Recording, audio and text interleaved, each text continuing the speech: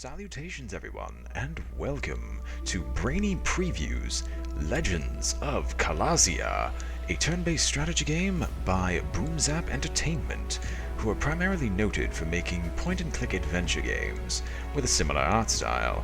Legends of Callasia is a risk-style strategy game where your goals are either to conquer the land or achieve so much glory that you beat your opponent. But before we get into the gameplay proper, let's take a quick look at the options menu of this pre-beta game, as this is a preview and thus is not representative of the final product, as you can see by their Kickstarter and Steam Greenlight options here. Now, for the options menu, there's achievement notifications, full screen. I have yet to see any achievement notifications, and while locked to full screen, the resolution also seems locked and is unable for me to change it, but since I like recording in full screen, you're just going to have to put up with it. Audio, you have the three sliders for sound, music, and voice. I have not seen much voice yet, if any at all, but Once again, they're still getting things hammered out, and we're just taking a quick look at this to try to drum up a little bit of support for a game such as this, which I enjoy so far. And in order for you to get a proper feel for the game, we're going to start up a skirmish versus just a generic AI opponent on the smallest map possible, which will be the duration of this video. Now, there are three separate races, all of whom have different stats and abilities on each of their creatures. I personally like playing the Revenant, which are the undead race. The Revenant are noted for their very powerful Death Knights and Abominations, but there's also the Feyborn, which are the fairy and nature aspect troops, which are more noted for their high burst damage, or very high damage, and fairly high armor. Honestly, that seems a bit paradoxical. They actually have fairly low attack stats now that I take a second look at it. But anyway, and the 100 Kingdoms are the Kingdom of Men. They guard their allies while letting their allies do all the damage. Now I'm going to select the Revenant for this case, and now we get to the actual gameplay aspects.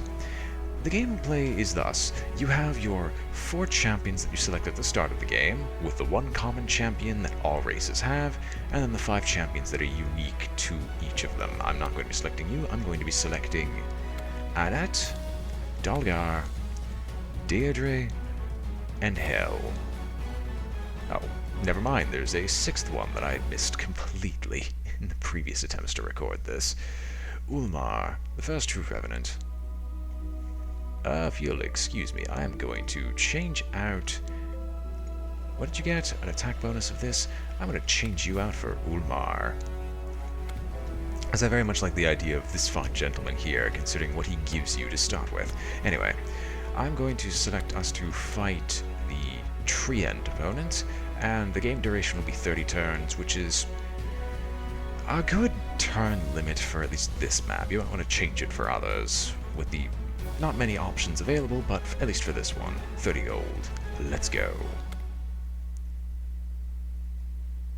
Now when it actually loads, which the load times are fairly short, welcome to the game board. As you can see, this is a 2-dimensional risk-style game, or at least the terrains and territories are in a risk-style format, where your objective is to either get enough victory points based on the map to get above the victory condition and beat your opponent, or simply annihilate them. At least on this map, I'm going to go for the victory point condition, as that is the much faster one.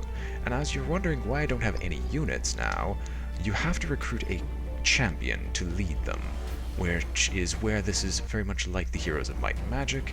I'm going to select Annette to give myself a couple of skeletons and a few liches, or wraiths? Wraiths, which are our ranged unit and melee unit respectively. Recruitment happens instantaneously in this game, and I'm going to recruit 2 of each. And I'm going to have her sent out to just conquer a couple of territories for me, as we need to get some gold income.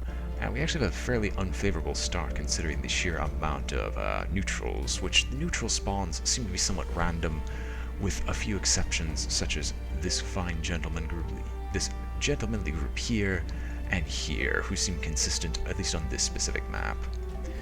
Now, turns are resolved simultaneously, so you'll see that I've produced my hero and I'm moving, and you'll also see that they produce their hero and move. Since turns are resolved simultaneously, everyone gets the same amount of actions, there's no real benefit to going first and or last, where you can just plan out your moves before anything else happens. And now that you can see, I've moved into this territory, but I've not been able to conquer it. Just by moving into it, you actually have to take a turn to conquer each of those territories, meaning you can't just steamroll over your opponent. There's a certain pacing that the game likes to keep. Now, each tile has a specific resource amount of a certain type, i.e. the amount of gold it produces. Currently, based on certain factors, that gold amount shown here is doubled, so this wasn't the best time to do that, but bloody well. You'll see how much gold each territory produces, and currently you'll see that I've played a specific card on there. You get a certain amount of cards depending on the season. In this case, 1 card, and a certain amount of resources that is acquired at the end of turn, multiplied by 1. These cards are based upon what heroes you currently have in play, and with the current heroes that you have in play, you'll get those cards generated, while also having a common pool of neutral cards that you can always grab. Now I'm going to have Annette go and get into our first round of combat against the Forge Master here, and I'm going to have Ulmar head on down south to try to conquer... Actually, no, you'll take this upper corner, so I can start trying to conquer this territory, which gives me the following bonuses for capturing it. Now, in addition to the gold resource, which you can always see, you can also see each one and their victory point worths, which all territories, aside from territories holding cities, are worth 10 base, whereas territories holding cities are worth 60. And while holding certain kingdoms, such as Talgananthor, which is all 3 of these territories, will also net you certain amounts of victory points based on how difficult it is to actually hold the damn place. Now we'll continue to end our turn and try to get things going. Now, as you can see, the AI will also play their own cards. They played a bumper crop on one of their territories, and played Lost, forcing Annette to not be able to move. So combat is also resolved simultaneously, so it does not matter how much damage is actually dealt to a specific unit. If it doesn't kill it out, it doesn't matter if it kills a specific unit outright, is all I'm saying. Because they still get their attacks off even if they die, unless they don't have an applicable attack for that round, such as a ranged troop killing off melee troops during the ranged round of combat, which always goes off first. Now, the lost card that the AI played on my character prevented it from moving into this territory, which I'm trying to claim, because I want to get as many territories as possible to boost my income and boost my ability to gain victory points, which you can also see up here. Now, as I don't really have much else I'm able to do as of yet, I'm actually going to play a missile shield on this force, in addition to the defensive buff here, to try to take out this territory with minimal casualties so I can continue sending her down south to conquer the rest of this place in short order, while we have Ulmar and my death dragons, the wyverns, trying to take out what remains of this stack of neutrals. Combat is based on a system of numbers. I have not been able to determine what that system of numbers actually is. It'd be better just to play through the game to get a good feel of it. But as you can see, there are a lot of modifiers that go into it, such as the cards you play providing percentile defenses or offenses based on what card you play, as well as the territories themselves having specific defenses or defense modifiers. Primarily mostly 0%, but certain territories like Forest get plus 25, and there's also a negative 25%, but this territory doesn't seem to have any as of right now. So let's just end our turn and continue going. Those troops are locked in combat in the top left. I am not going to move them though, because moving them out of the way might be a very poor decision, as the opponent gets a free round of combat if you retreat. Now, certain troops have certain abilities, in addition to their raw stats, which troops without abilities tend to have much higher raw stats than otherwise. And I just tried clicking on those units, and instead ended up skipping combat. Why don't you like hitting the engineers, which actually hit you during this phase? I mean, I can understand hitting the footmen, but that's kind of useless. So we might end up losing Ulmar soon, but he's done a good job of wiping out what remains of this force, which is all I can really ask for. And since both my champions are currently locked in combat, I can't really do much else. I could recruit some troops, maybe, but I'd rather save up my gold for eventually producing another champion. So anyway, we shall end our turn but before we do so, I'm going to speak of the turn system and why I speak of resources and cards. You go through the 4 seasons, which you can see in the upper right corner. Currently we are in spring, then there's summer, fall, and winter. In spring you get a multiplier of ×1 to your resources and 1 tactics card. Whereas in summer you get double your resources, but no tactics because everyone's busy harvesting. Fall is the same as spring, 1 resources and 1 card. Or summer, everyone's busy tending to their crops more accurately, and winter you gain no resources and no cards. So winter generally sucks, as generally the turn that you like to sit down and just do some physical or vertical expansion, which I will explain in a moment when I actually claim another territory and have my troops free to be able to do so. So the Wraiths are going to try to take down the Tunnelers and find themselves unable to do so because the Tunnelers' exceptional defense. And the Skeletons deal with the Footmen quite handily, while the Tunnelers and the Footmen try to kill off the rest of my Wraiths. Now hopefully this Wyvern can actually kill off what remains of the opposing force before it dies. I don't want to rebuild this hero, but the Tunneler seems to be very adept at killing off my units.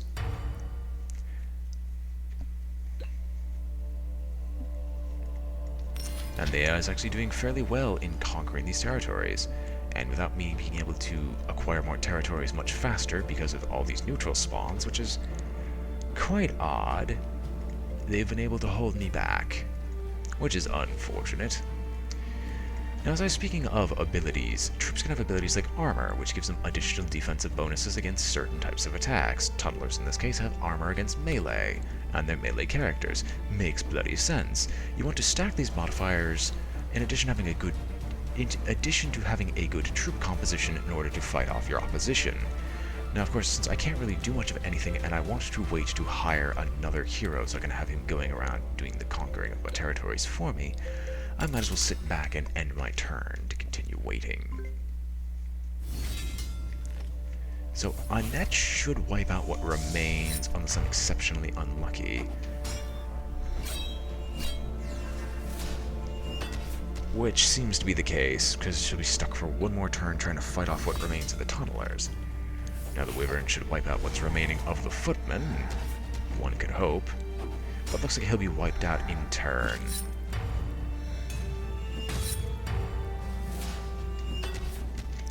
Damage is in fact cumulative, which does suck because he ends up dying here. And they're still conquering the rest of their territory.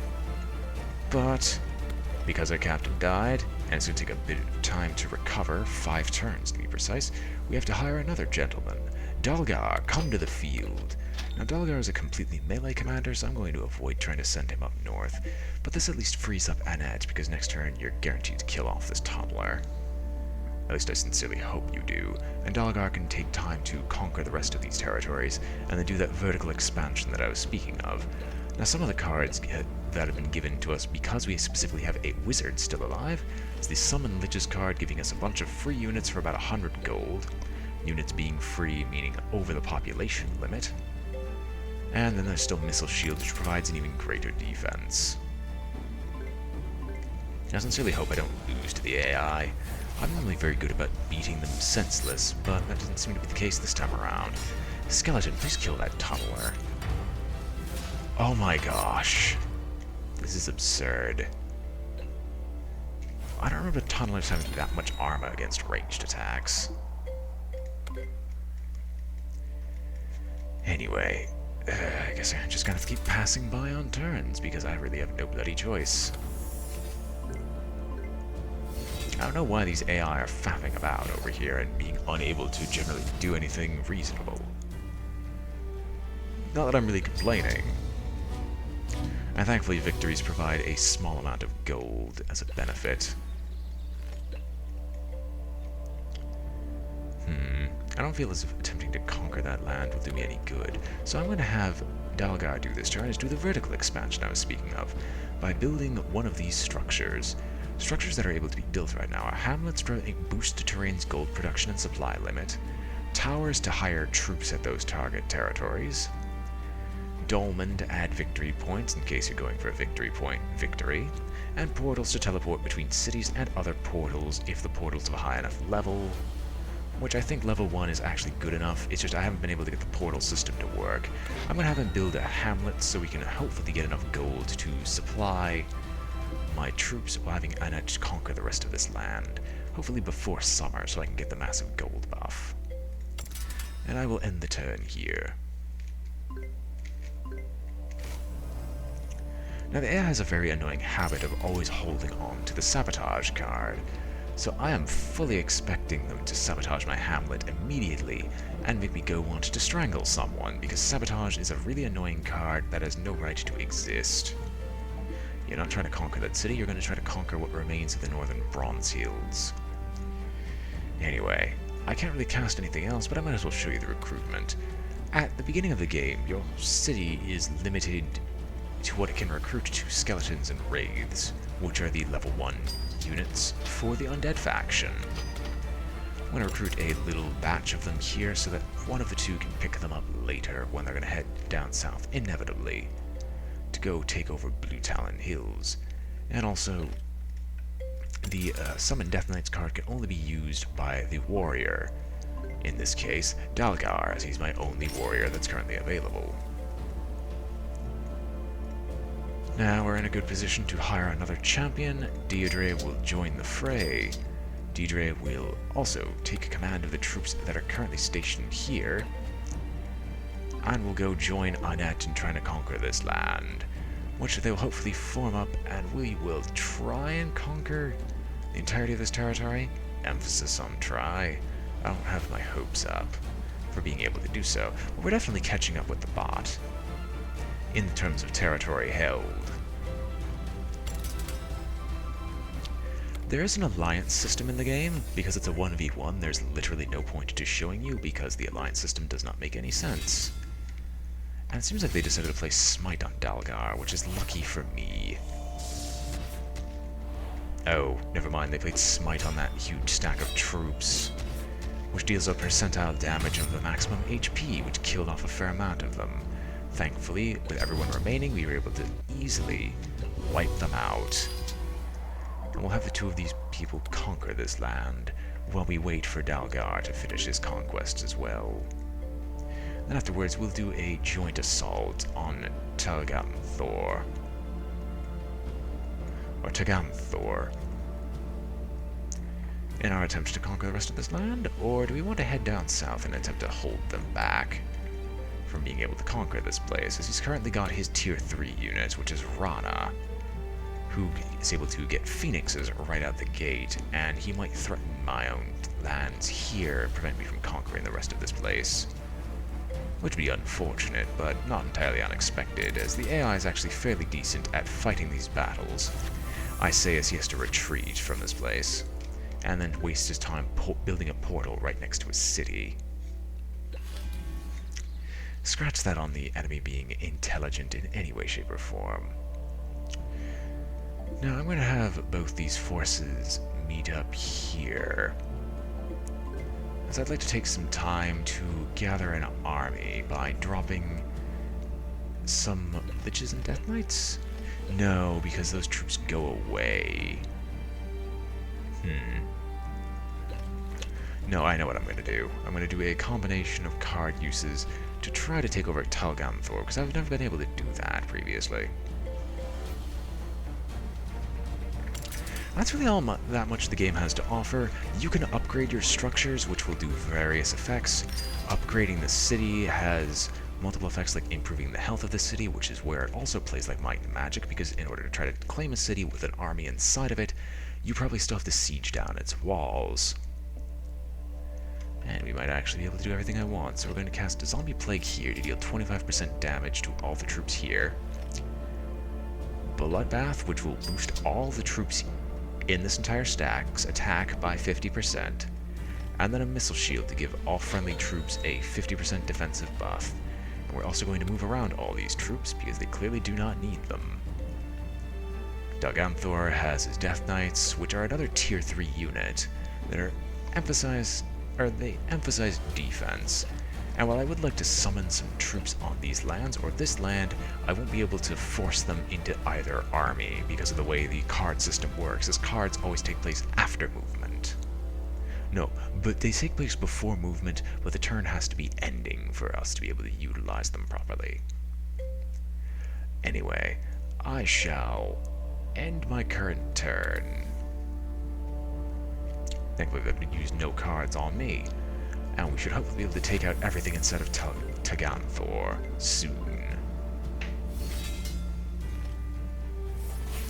So the missile phase goes off, and their gladiator ends up dead. And the shaman apparently is a magic user. I'm just gonna proc the speed up, because I don't want to sit here through this entire fight. Ooh, we only have one remaining.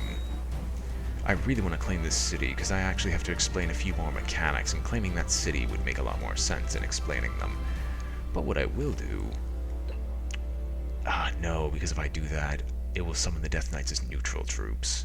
Which is annoying, but you're able to do so if you want to hold back your opponents by summoning some neutral troops on a territory. Or summoning neutral troops on a building they already control in order to uncapture it and then contest it.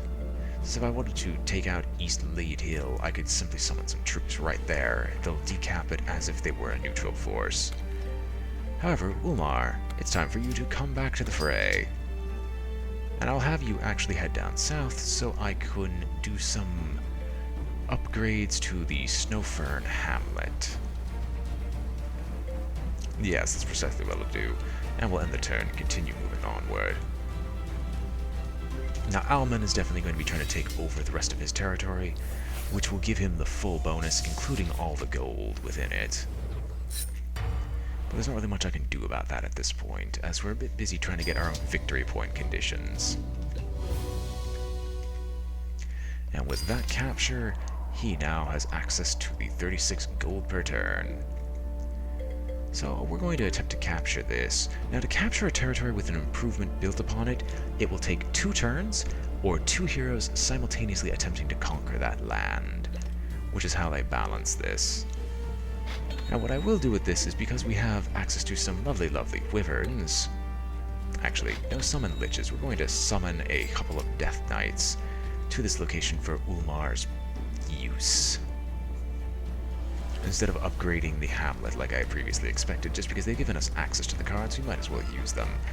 And we'll also claim Taganthor. This unit has not been given orders. Defend the place. Which is the generic, I don't feel like giving you specific orders, so just take it. I believe. Now, with my conquest of Snowpine Holds, you can see that my victory points have risen dramatically. And with these 2 forces together, reunited... Oh, we have to use the warrior on that okay, it has to be on the same turn. Wait, what?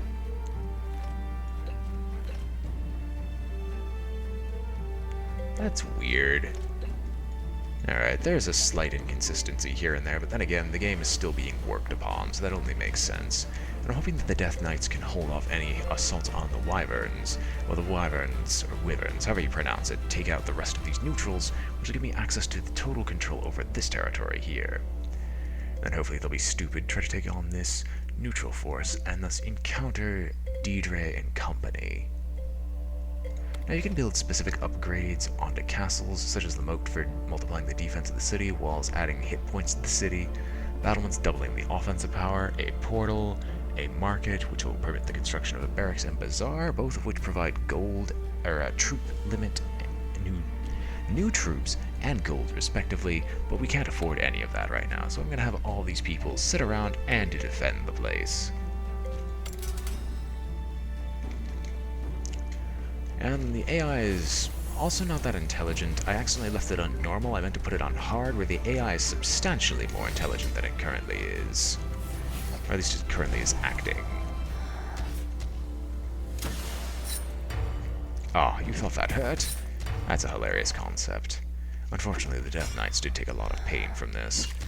But the wyverns don't care. They will murderize everything for me anyway.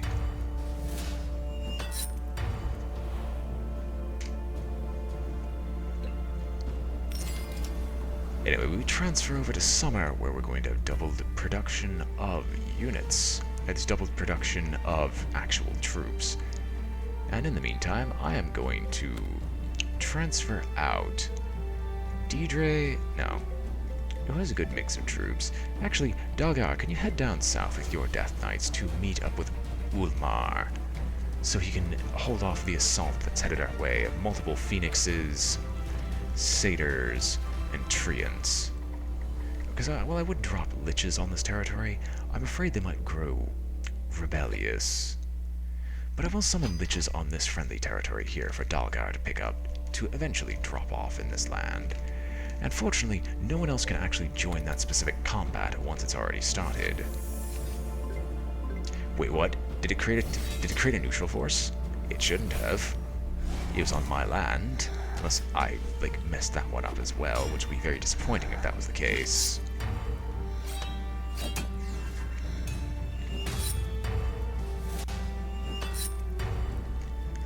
Fortunately, the Death Knights can take a ton of punishment from this. And Dalgar, please take over all the troops that are here, and continue your march. And we are in autumn. I would love to use the bumper crop just to get a little bit more gold. And the only thing that's worth using that on is the bronze foothills. Now, since we are sitting here trying to get our own victory conditions, I'm going to send Deidre and company here to, well, Deidre and Annette to 2 different locations to have them build a couple dolmen, because I really want to end this before too long, because there's a few things I still have to explain. Now they're using some of their own summon cards in order to be able to conquer that citadel, which they're doing quite handily, I might add. Hopefully this doesn't go anywhere where they would end up having a surprise victory from behind, after I've been speaking so high and mightily about my skills in this game and how poor the AI is on normal. But normal is this game's variant of easy, so I guess that makes sense. And there are 10 turns remaining. That has not happened to me in a long time. And the AI was smart in playing a lost card here, preventing me from being able to act. Hopefully with these 2 forces combined, we'll be able to hold them off. But Ulmar, please conquer this land and get everybody ready, because we're going to be recruiting whatever troops that are available to me. Yes, we'll end the turn. It's winter. There's not much else we're able to do. So with this conquest, we should be able to have our victory point lead. Yes, we have our victory point lead already. I'm going to summon a group of skeletons. We'll send them off with flaming arrows in our attempt to take out what remains here. Unfortunately, I am not able to hold them off as is, but I do have a plan. Deidre will head on out to the front lines as a bit of reinforcement, while Annette will start construction of a portal, because I like to give the portal at least another shot. And at least 2 territories is enough where building a portal this turn would allow me... Actually, you're kind of right. That is useless. We might as well just walk straight there. I mean, there's nothing really telling me that I must remain in this location. And they play Smite. You hurt me inside game. As that wipes out what extra troops we had, and puts us at a slight disadvantage. Fortunately, the Wyverns, Death Knights, and Liches should be enough to take out what remains of their front line. Ooh, we lost a Wyvern and most of our Death Knights, if not all of them.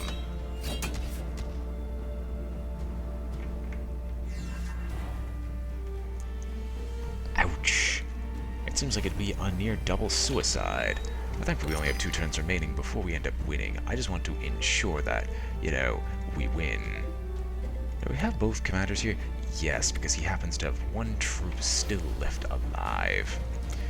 Well, I wasn't able to show off the other troops in detail, but at least I'll be able to hire off another group, which I'll have Annette go pick up and then head on down south to continue this fight, if it lasts that long. Ooh, they're doing a ceasefire and retreating. Okay. That's weird. The ceasefire goes off, which is a card that basically guarantees that a retreat will always occur. And as a result, I'm just gonna steal Shadowwind Isle. There's literally nothing preventing me from doing so, so I guess thank you for handing me the victory. Then again, I don't think they would have had a chance to slow me down enough to be able to stop me. So I'm just gonna take this territory over quite easily. Ah, clever girl. He did a peasant revolt, which took that land from me immediately. I actually personally hate the peasant revolt card. Thankfully I was able to pick up enough troops here where we should be able to deal with whatever's going on here. But that does mean I don't win just yet. However, I do outnumber them now, by a significant degree. And our forces combined should be enough to take out what remains. Especially since it killed off the phoenixes before the melee phase, allowing us to attack with impunity with what remains.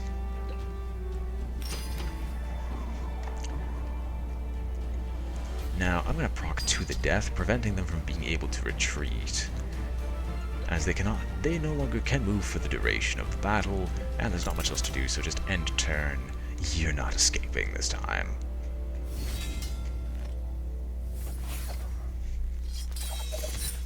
Of course, this hurts slightly, but not as much as it is when we lay claim to all these lands and get our defenses actually going.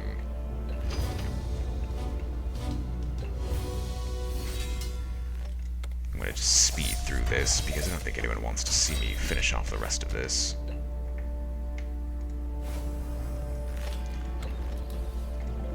Excuse me, can we just conquer the rest of this land and call it a bloody day? Nope, we have to be on target land to use charge, but we can apparently use Bloodlust quite easily.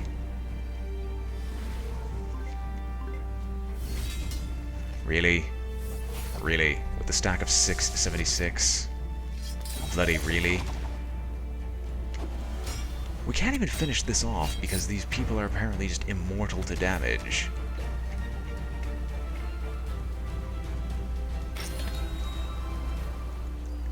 Oh yes, we also have the sea route. Well, I see your stack of 76. I see your stack.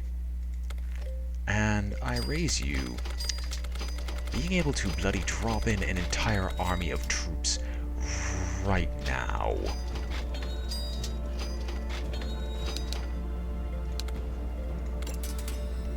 With my only limit being gold. So I'll take all the ranged troops and the ranged gentlemen, and all the melee troops on the melee gentlemen, with me moving the casters around to the one caster quite easily, and then I'm just going to have them sit here and defend this location. And hopefully Annette can actually finish these people off, because they've been quite a nuisance to me for some time.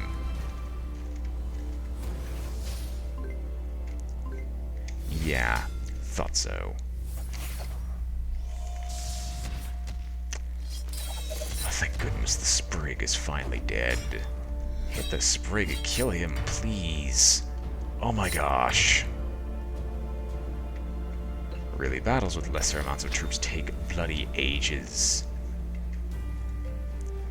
Alright, quit defending this place. I want you to build me a market? No.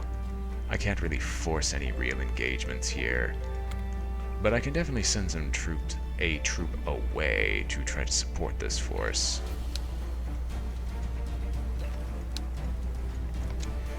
Ah well. This has been going on long enough. We're just going to end the turn, keep defending. Annette will be able to hold and win this battle eventually. There goes the Sprig, meaning the skeletons will actually attack the Fury, but they've lost so much because they refuse to kill the Sprig fast enough. They're not going to be able to take out the Furies anytime soon. But I hate this peasant rebellion. Hey, gentlemen. Gentlemen. How many more ranged troops do we need? A fair amount.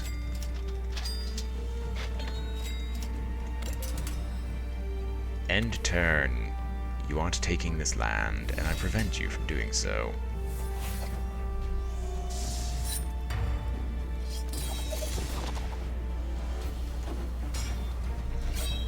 Barrage is a stupidly useful talent, just for spreading damage out amongst troops that do not deserve the damage spread.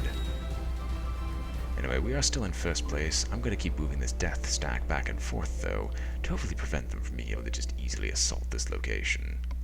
And Annette, can you finish this off? Well, actually, that doesn't matter, because I'm currently in first place. I think I end up winning by default. I've never actually gotten to the point where the turn limit was a thing, as I've usually won about, like, 7 minutes ago. But unfortunately, my spawn was fairly unfavorable, so I wasn't able to easily win. Skeletons, finish this gentleman off. No. Damn. Well. Last turn, make it count. Well, I know what I'm gonna do. Dolmen. Or actually... Actually, it does not matter, because I don't think they can claim it either way. You all defend this place. We'll spend the rest of our troops on just getting a bunch of skeletons to hold the castle. Annette will hopefully beat back the peasant revolt. And end turn one final time.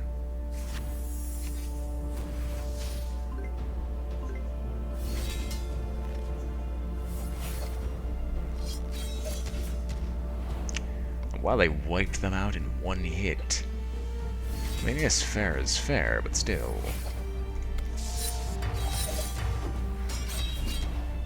Finally, one last victory to seal the day, and I win via victory point default. So that was one quick game. There's not really much else to explain for the combat-wise and resource acquisition. There is a multiplayer scene, but that's usually more active earlier in the day at specific times, as the game doesn't really have a large player base as of yet, as it's still in a very early alpha state. And they claim the game is unstable. I have yet to see a genuine instability in a long time. You can host games, games are hosted from time to time, you can join any games that are up and running, and can even spectate if you wish. And then I've designed my own personal heraldry under my own profile with a lot of bases, fields, blazons. You can even select the color. You can change the account to be whatever you wish. And the game is also currently free right now in its current state, because it's not even version 1.0 and they're not asking money for it. They're just asking for the Kickstarter to help them produce it. Thus, I don't really consider that money for the game itself, money for the promise that the game will be developed in full. Anyway, with that, I will end this episode of Brainy Previews, Legends of Callasia. And I hope you've all enjoyed it. I know I definitely enjoyed making it. In the description below, you will find a link to both the Kickstarter and the Steam Greenlight, and I hope to catch you all next time. Farewell.